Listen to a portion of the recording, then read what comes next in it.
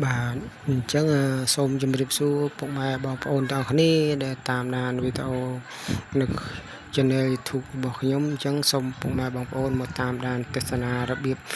ស្ងោរផ្អកជាមួយនឹងឃ្លោកជាមួយនឹងត្រឡាជាមួយនឹងស្អំបាទនេះឃ្លោកហើយមានស្អំអញ្ចឹងមានផ្អកដែលនោះជាផ្អកត្រីប្រាណាអញ្ចឹងជាដំបូងពុកម៉ែបងប្អូនទាំងអស់គ្នាកុំភ្លេចយើងដាក់ឆ្នាំងហើយដាក់ខ្លាញ់មកខ្លាញ់នេះដូចជាខ្ញុំដាក់បានក្រែលហើយតែខ្ញុំចុងក្រោយខ្ញុំចាក់ខ្លះវិញបាទនេះប៉ុណ្ណេះហើយខ្ញុំដាក់ខ្ទឹមដែលយើងហាន់ទុកពីនេះយើងដាក់ចូលមកហើយកូរវាឲ្យវាថាមានថាបានក្តៅមកកូរឲ្យទាល់ល្ហមអញ្ចឹងបងប្អូនទាំងអស់គ្នាខ្ញុំនេះគឺខ្ញុំធ្វើកូរស្លាបព្រាតែមើលទៅវាថាដូចជាមិនសូវជាល្អមិនទៅជានេះបានមើលទៅអត់តំណង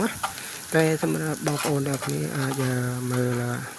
មានវែកមានអីចឹងទៅវែងស្រួលណាស់តែខ្ញុំបៃលះដកឡាធ្វើនេះធ្វើហូបតែឯងហូបម្នាក់ឯងចឹងណាអញ្ចឹងអ្វីដែលខ្ញុំនឹកឃើញគឺខ្ញុំរំលឹកម្ហូបដែលពីចំនួនឪពុកម្ដាយខ្ញុំគាត់ធ្វើគាត់ស្លអញ្ចឹងខ្ញុំនឹកឃើញគឺខ្ញុំយកមកធ្វើកាត់វីដេអូអញ្ចឹងថាពីខ្ទឹមយើងកំពងឡើងក្រហមហើយយើងដាក់ត្រីផ្អកដែលយើងហាន់យើងលាងណាយើងលាងស្អាតហើយយើងដាក់កូរអញ្ចឹងទៅបាទយើងកូរឲ្យវាសព្វមើលទៅសាច់វាឆ្អិនកាលណាសព្វសាច់ឆ្អិនហើយមកហូបវាឈ្ងុយទៅតាមនឹងដែរអញ្ចឹងសម្រាប់ខ្ទឹមបំពងនេះគឺវាយើងមើលថាក្រហមម្នាក់មើលទៅឈ្ងុយអញ្ចឹងយើងដាក់ប៊ីចេបន្តិចមក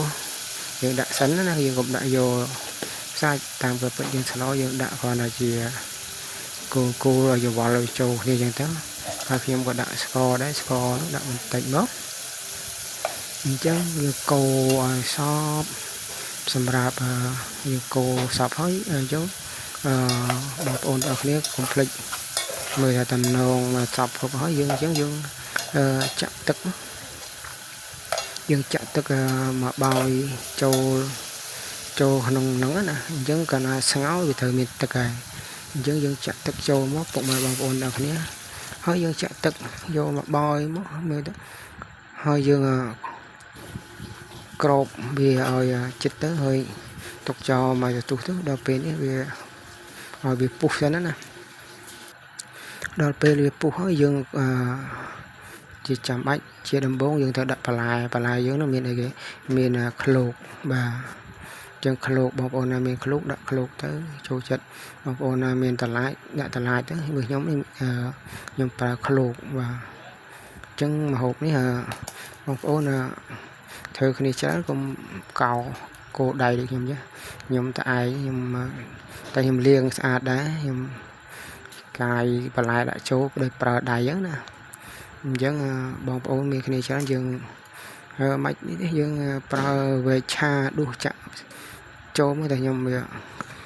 ខ្ជិលវែកឆាវែកអីខ្ញុំគ្រាន់តែប្រាប់បង្ហាញទ្រុសនៃការស្ងោរតឡាចជាមួយនឹងផ្អកអញ្ចឹងខ្ញុំដាក់កូរសព្វមកយើងដាក់ស្អំចូលមកទៀតមកអញ្ចឹងសម្រាប់ស្អំនេះយើងក៏មានរសជាតិឈ្ងុយឆ្ងាញ់ដែរពុកម៉ែបងប្អូនអញ្ចឹងយើងត្រឡប់ឲ្យវាសព្វគ្រប់គ្រឿងឲ្យថាមើលទៅវាថាវាចូលជាតិចូលអីគ្នាហើយបងប្អូនអាចដាក់ម្ទេសតិចក៏បានដែលយើងត្រូវការឲ្យហឹរក៏បានយើងអត់ចេះទេយើងមិនដាក់ក៏បានតែសម្រាប់ខ្ញុំដាក់ប្រហែលជាម្ទេសមួយវាហឹរ